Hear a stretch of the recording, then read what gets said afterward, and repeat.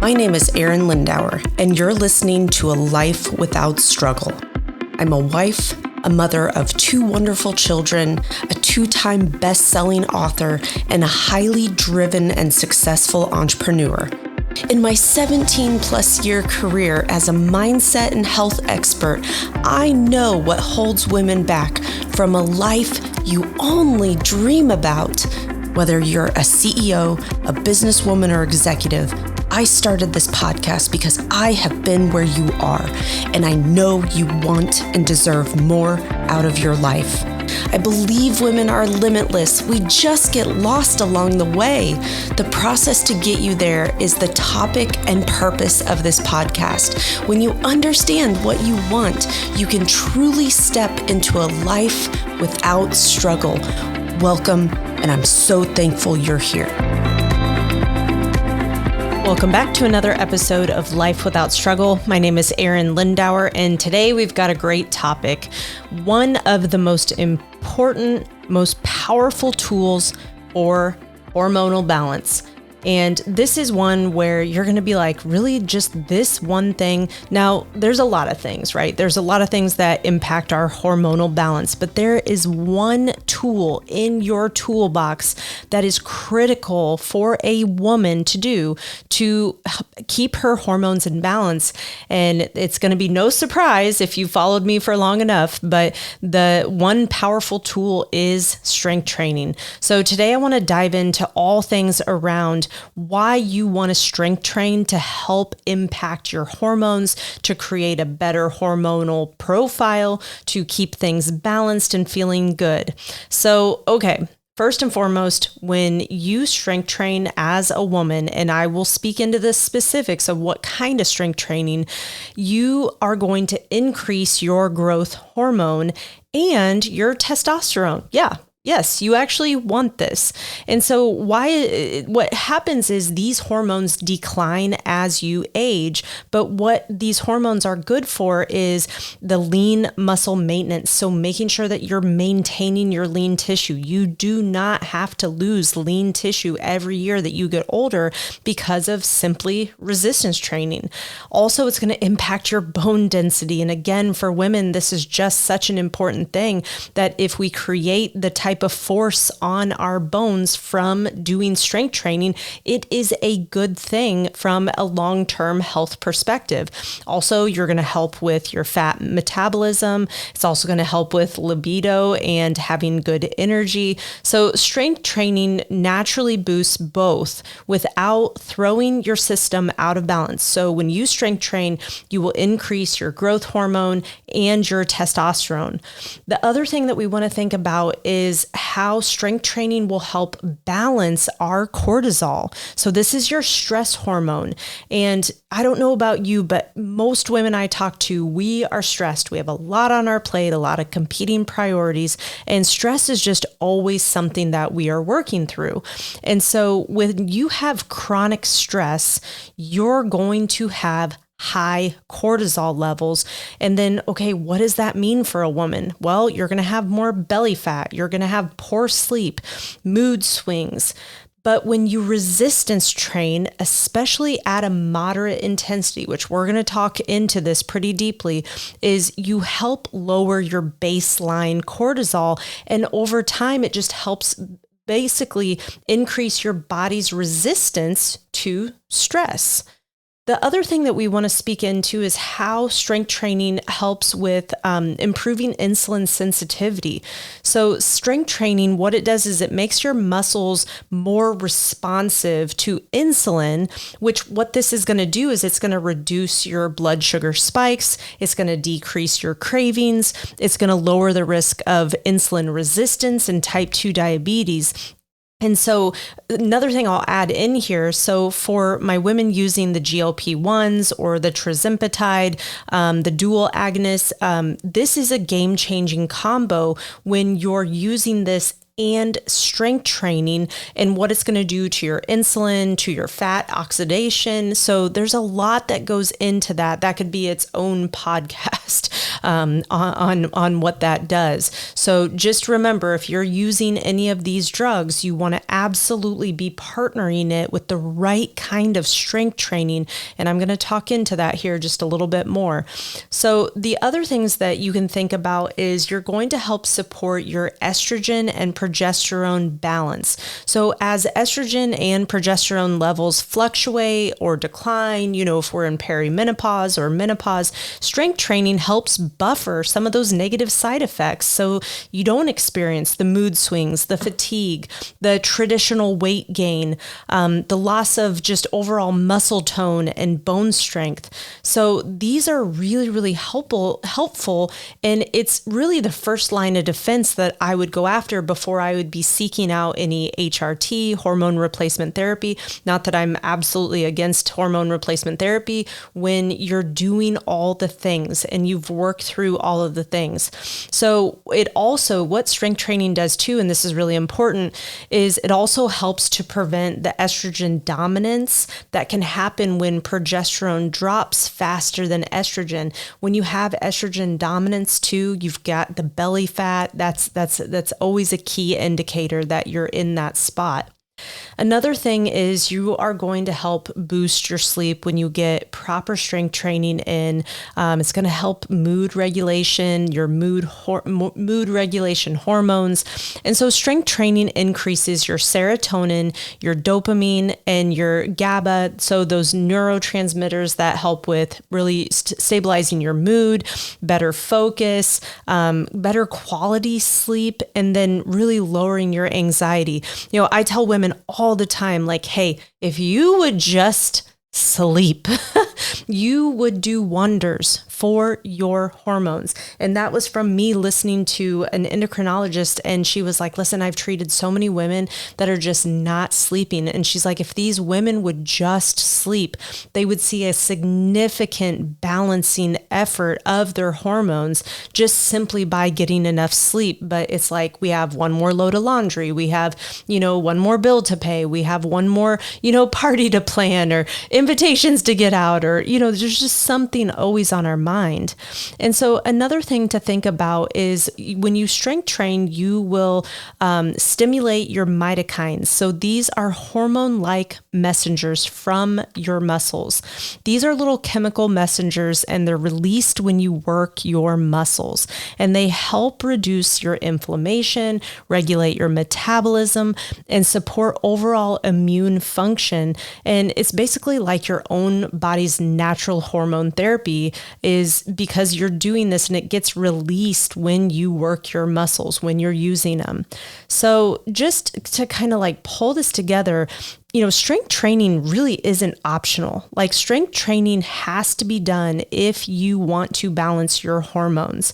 And you don't have to lift like a bodybuilder. You have to lift progressive resistance training that challenges your muscles consistently.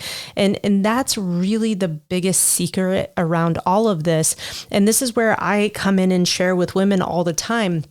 Those HIIT workouts you've been doing, those Orange Theory workouts you're doing, those F45 workouts that you're doing are not serving you from your hormonal balance. And especially when a woman is overweight and just not in good condition, those workouts are just brutal, and all they do is spike your cortisol. It doesn't put you in the best environment to lose weight. You get even more defeated because you're like, hey, I've been working out. One of the most common things I hear from women is, Arin, I have a personal trainer, but I'm not seeing any results. She kicks my what. I'm left in a sweat angel on the floor, and that's actually the problem. I don't want you you to get into the gym and bust your ass, sweating, till the sun goes down. Yeah, you're probably going to sweat a little bit depending on how warm the environment is, but we do not need you wrecked. That actually is counterproductive. And that's one of the biggest things that I want to get out there for my perimenopausal women and my menopausal women. You cannot do these workouts and expect it to balance out your hormones. It may be a feel good, and trust me, I love a good kick your you-know-what workout, but when it comes to what to do, we need to keep it so foundational. We need to do squats. We need to do deadlift or hinge patterns. We need to do bench press and pressing patterns, rows. These are the things, but here's the deal. It's not sexy. It's not exciting. You are probably going to say, I'm bored. This workout is boring. Trust me, I have said those words too. But this is what it takes to truly stabilize and balance your hormones, especially if you are not feeling good in your own skin. You feel like your hormones are a wreck. We need to really understand, hey, that workout, that going for a crazy long run, like pounding the pavement is not going to serve you. So what you want to think about is, okay, how do I create more of an equilibrium in my body? So how I would look at it if I were a woman going, okay, I feel a wreck, but I don't know. What I would do first and foremost is I would get extensive labs, not just your CBC. I would get a very extensive, comprehensive panel with a more functional doc. And if you're looking for someone in that space, we have a really good recommendation. It's actually who I personally use, and more than happy to share that with you. But I would know what's going on. I would actually know where are your hormones at. And then I would start understanding, okay, am I resistance training? Do I know what to do? Do I need some help in that department? Then I would start eating really whole foods, real foods, not foods that come from a box, bag, been processed to the nines, like ultra processed foods. That's what I'm talking about. Then I would ask myself, how many steps am I getting in on a daily basis? And if I'm not hitting 10,000 steps, I would do everything in my power to get myself to 10,000 steps. Then after that, I'm going to absolutely look at my sleep. What is the quality of my sleep? Do I need to get myself in bed a little bit earlier? I found that out for myself personally, is I actually have to be in bed longer in order to get the 7 hours, which I'm lucky. I'm lucky to get 7 hours. And, the spectrum really is 7 to 9 hours. And I know that sounds so trivial, but that right there can be a game changer. But here's the cool thing. When you start strength training, your body will go to sleep. So this is one of the great byproducts. I always say, I know when it's deadlifting day, because when it's deadlifting day, we're in bed by like 9. But fall in love with getting to bed early, not staying up and watching that show. I even question, should you even be watching that show? And, I know I'm super uncool when I share that, but we want to be filling our mind with good stuff and doing things that are bringing our stress level down. If we're experiencing high amounts of stress, we need to ask ourselves, what can I do differently that can maybe mitigate or lower, or, maybe I need to learn better coping strategies.